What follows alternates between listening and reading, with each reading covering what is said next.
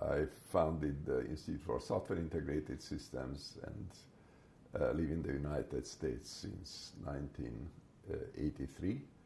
Before that, I graduated from the Technical University of Budapest and was teaching at the Technical University until 1983. So coming back to the topic of this conference, let me tell my thoughts about it. One interesting issue is in what sense AI down the road can compete with humans, and whether that relationship between AI and the human species is a competitive one or a collaborative one.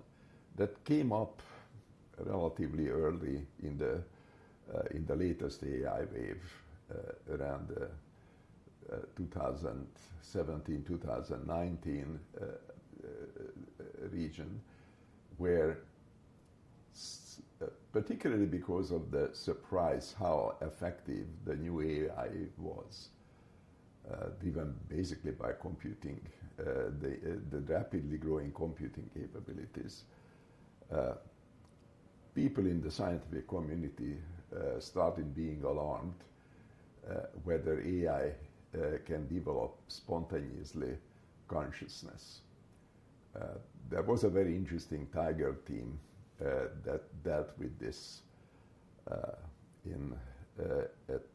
the Defense Advanced Research Project Agency, and we were talking a lot about all of this problem, and let me just get to the end of it.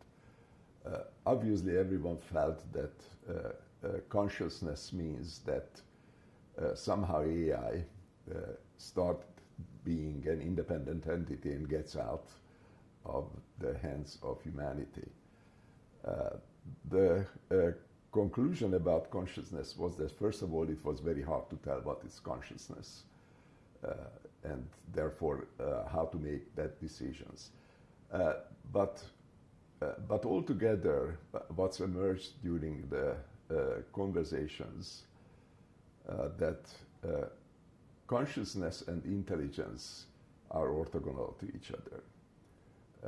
Something can be extremely intelligent but not conscious, and the other way around. If a biological entity is less intelligent, then it may be still conscious. So that approach, which separated these two things that they represent different kind of dimensions, really helped my thinking about this whole problem. So I still believe that rapidly increasing intelligence, whatever it is, may not evolve spontaneously consciousness. In that sense, we can consider that consciousness is an inherent property, salient property of living beings, and intelligence is a quite different kind of things. Now, it may be reassuring, but it may be unsettling, because if we imagine an extremely strong intelligence, which is internally empty or totally dark, that's also not a very nice thought.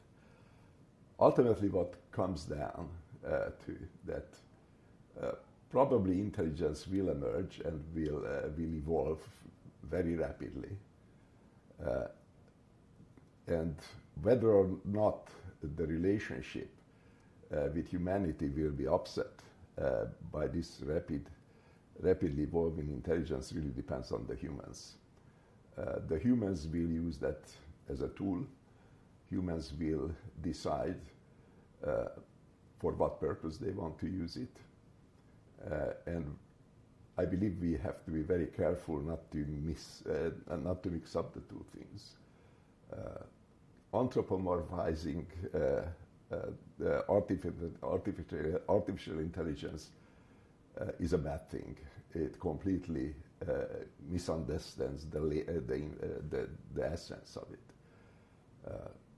So altogether, the first issue, whether AI will lead to spontaneous salience or it will lead to singularity and all of these things that books exist about, really it's not so much the issue of AI, but it's the issue of mankind. And ultimately, we humans are responsible in what direction mankind is evolving.